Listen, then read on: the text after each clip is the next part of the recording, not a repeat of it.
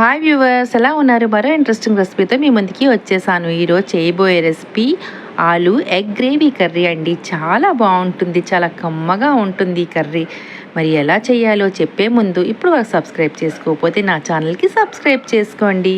మరి ప్రాసెస్లోకి వెళ్ళిపోదామా? ముందుగుండా ఉడికించిన ఆలు ఇంకా ఎగ్స్ని ఈ విధంగా ఉడికించి పక్కన పెట్టుకున్నాను. చూడండి, ఆలు చక్కగా ఉడికింది కదా. ఇప్పుడు టొమాటోస్, వెల్లుల్లి పేస్ట్ చేసుకొని పెట్టుకున్నాను. ఇప్పుడు స్టవ్ వెలిగించి కడాయి పెట్టుకొని ఆయిల్ వేసుకొని ఆయిల్ హీట్ అయ్యాక జీలకర్ర, మెంతులు వేసి ఒకసారి అంతా చక్కగా కలుపుకుందాం.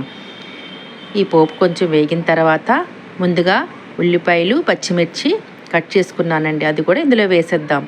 ఇలా వేసిన తర్వాత ఉల్లిపాయలు బాగా వేగాక టొమాటో, వెల్లుల్లిపాయ గుజ్జు చేసుకున్నాం కదండి, ఆ పేస్ట్ కూడా వేసేసి ఇప్పుడు పసుపు, కారం, ధనియాల పొడి, గరం మసాలా ఈ 4 ఐటమ్స్ని ఇందులో వేసేద్దాం.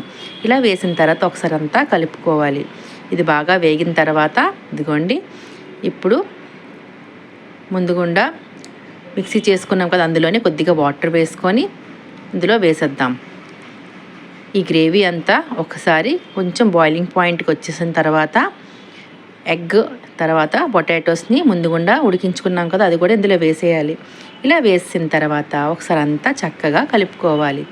ఇలా అంతా కలుపుకున్న తర్వాత ఒక 10 నిమిషాలు మూత పెడితే గ్రేవీ అనేది చక్కగా రెడీ అయిపోతుందండి. ఇదిగోండి, ఒక 10 నిమిషాలు మూత పెట్టామా, ఇదిగోండి గ్రేవీ అనేది ఆలు ఎగ్ గ్రేవీ రెడీ అయిపోయింది. ఎంత బాగుంటుందో. మరి మీలో ఎంతమందికి ఇష్టమో కామెంట్లో చెప్పేయండి. సరే అయితే నా రెసిపీ నచ్చినట్లయితే మీకు లైక్, షేర్, సబ్స్క్రైబ్ చేయండి. Thank you for watching.